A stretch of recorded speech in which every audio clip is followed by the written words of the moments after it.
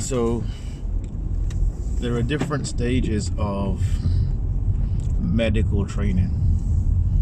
Entry level is, it's now called foundation doctor. It used to be called house officer.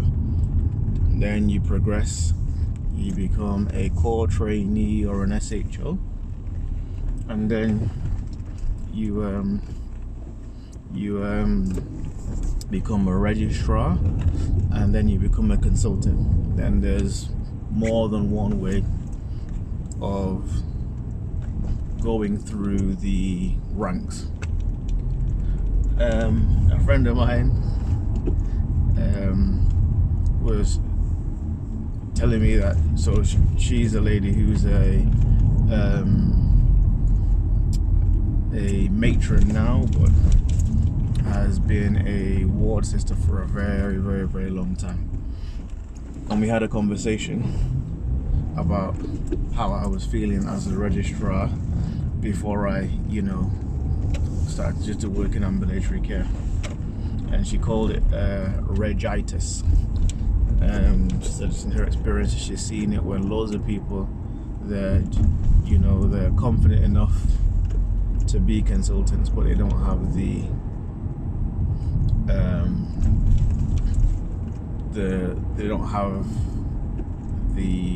ability to call themselves a consultant, because of training, because of job. And that's another conversation for another day in terms of the route to consultancy. Maybe I'll talk about that one time. But for me,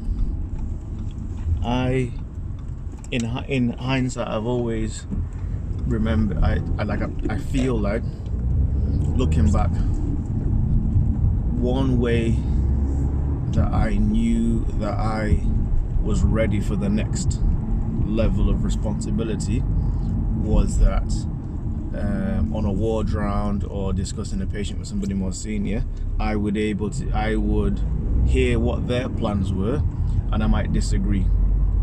I have my own opinions on stuff, and again, it didn't have to be disrespectful, but in my mind I was thinking, I might have done this instead. That was an indication to me that I was forming the confidence to be able to go to the next level. And I think that's in medicine, and I think there's a lot of areas in life where there's this tension of being, a man of authority under authority. So I'm a PK. My parents are pastors. Some of you might imagine certain kinds of conversations that have been had in the past. But again, this concept of being a person of authority under authority, I think that's,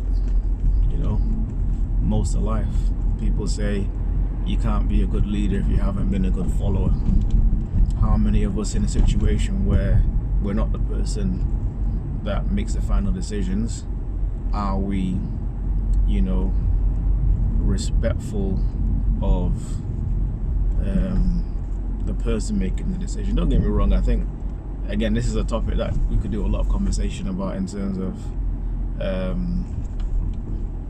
the person in a position of authority and being overbearing and bullying and all this kinds of stuff, and all those things are real and real issues, and trauma has happened as a consequence of people's behavior. So I'm not negating all that. What I'm saying is that how many of us feel like when we're the person who isn't the person who has the final say, how is our behavior?